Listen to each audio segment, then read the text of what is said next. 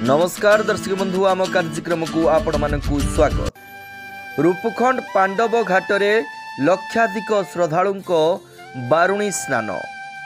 बालेश्वर जिला बाहानगा ब्लॉक अंतर्गत आरुहाबाड़ ग्राम पंचायतर पांडव घाटरे लक्षाधिक श्रद्धालु माने बारुणी स्नान करने सहित पितृपुरुषों उद्देश्य पिंडदान करिसेंती। एही घाटर महात्म्य पौराणिक जुगरू रही आसी। पौराणिक मत अनुजाई पांडव माने जेतेबेले अज्ञातवास भ्रमण करथिले सेतेबेले एही घाट निकटरे सूर्य उदय पूर्वरु बुड़ मारी पितृपुरुषों उद्देश्य श्राद्ध देई निजर शक्ति व परिचय को फेरी पाइथिले। सेबेठारु एही घाट को पांडव घाट रूपे नामित करी लक्ष लक्ष श्रद्धालु माने चैत्र मासर बारुणी स्नान जुगरे स्नान करने सहित पितृपुरुषों उद्देश्य पिंडदान करि आसुचंती। ये गोटे पुण्य क्षेत्र, ये पांडव घाट बारुणी तीर्थ श्राद्ध करवा जहा ये बारुणे श्राद्ध करवा ही ताहा। प्रत्येक पुण्य क्षेत्र जीवंते वाक्यकरण मृताए भरी भोजन गयायांग पिंडदान त्रिभी पुत्रेण पुत्रता।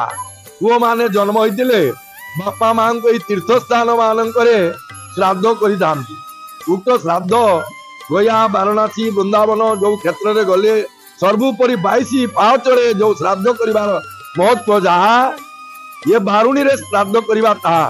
कारण प्रत्येक पितृलोक माने जल पाई से माने उष्म पाई उष्म भोजन करती।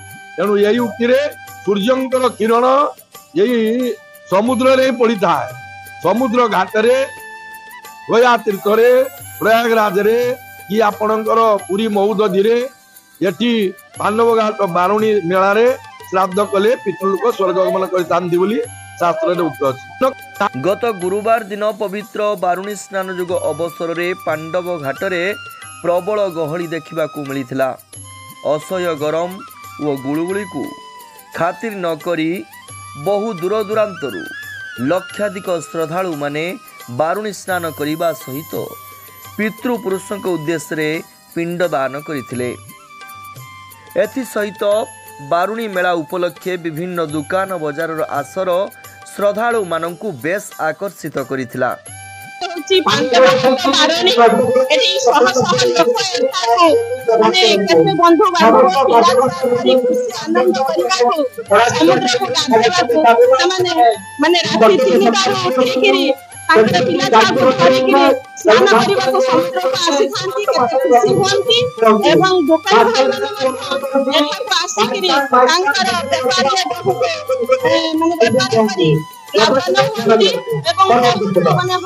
संख्यार लोक ये बहुत आनंद लगे खुशी मिले। प्रत्येक वर्ष से खुशी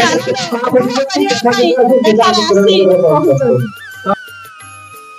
बासन कुसन तथा लुहा और काठ सामग्री ठारू आरंभ करी साड़ी ड्रेस सह चाट चाउमिन टुंका पुरी भली विभिन्न फास्टफुड और लस्सी आइसक्रीम आदि दुकान रे बेस भिड़ परिलिखित होइतिला। अविनाश जेना सर बागुड़ आसी बहुत दूर आसु देखापी बहुत वर्ष पर आसु सर प्रायतः आम सब वर्ष आसु कि बाहर रो आसीपारूनु बहुत वर्ष पर आसु भल लगुच। लोक देखते सर पूरा अमाप लोक मैंने एत भिड़ जे पा एत बाटे पहुँची पारने आ बहुत आगे अच्छी बहुत दिन धरी आम अपेक्षा करूँ एमती आसवाई किंतु माने एमती जे सुजोग मिले जाओ आसिक बहुत भल लगे।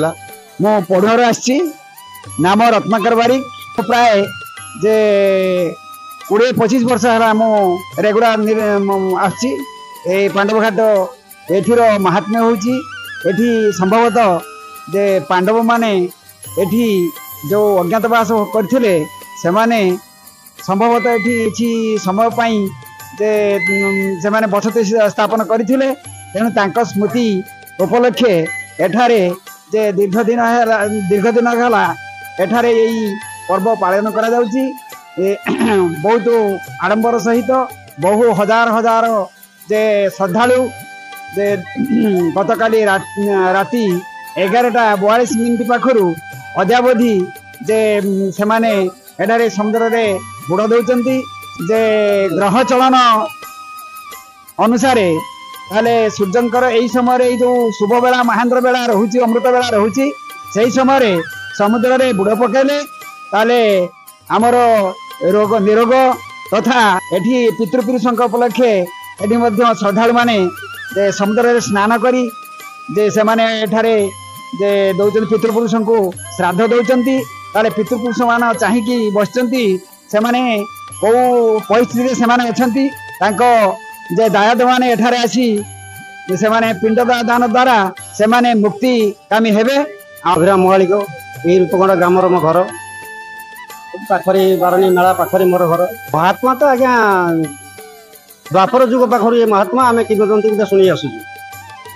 ତେଣୁ ତାଙ୍କର ସେଇ କିମ୍ବଦନ୍ତୀକି ସ୍ଥାପନ କରିବା ପାଇଁ ତାଙ୍କର ଆଗରୁ ଯେଉଁ ମୂର୍ତ୍ତି ଥିଲା ଆମେ ଶୁଣି ଆସିଥିଲୁ କିନ୍ତୁ ଏଠି ସେ ଆମ ସମୟକୁ ନଥିଲେ। ତେଣୁ ଆମେ ତାପରେ 2013 ମସିହାର ତାଙ୍କର ଏଇ ଯେ ମୂର୍ତ୍ତି ଆଣିକି ଏଠି ସ୍ଥାପନ କରି ମନ୍ଦିରଟେ କରିଛୁ। ଏଠି ଆଂଶିକ ତାଙ୍କ କତରୁ ଆମର ଯେଉଁ ମେଳାରେ ଦୋକାନୀ ଭାଇମାନେ ବସୁଛନ୍ତି ତାଙ୍କର କିଛି ଆଦାୟ କରି ଯେ ଆରି ଏଇ ଅନୁଷ୍ଠାନ ଭିତରେ ଆମେ ଖର୍ଚ୍ଚ କରୁଛୁ। କମିଟି ତରଫରୁ କରାଯାଏ, ଆମକୁ ପୋଲିସ ପ୍ରୋଟେକ୍ସନ ନିଆଯାଏ, ତହସିଲଦାରକୁ ଜଣାଯାଏ, କଲେକ୍ଟରକୁ ଜଣାଯାଏ, ଆମର ଫାୟାର ଅଫିସକି ତାଙ୍କୁ ବି ଜଣାଯାଏ, ସମସ୍ତେ ଆମର ଯେ ଡିଫେନ୍ସ ତାଙ୍କୁ ବି ଜଣାଯାଏ। ସେମାନେ ସମସ୍ତେ ସହଯୋଗ କରନ୍ତି। ସେମାନଙ୍କ ସହଯୋଗରୁ ଯେଉଁ ଏତେ ବଡ଼ ମେଳାଟାକୁ ଆମେ କଣ୍ଟ୍ରୋଲ କରିପାରୁଛୁ ସେତିକି ଯଥେଷ୍ଟ।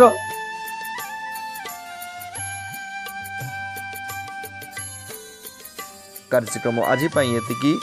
ନମସ୍କାର, ଜୟ ଜଗନ୍ନାଥ।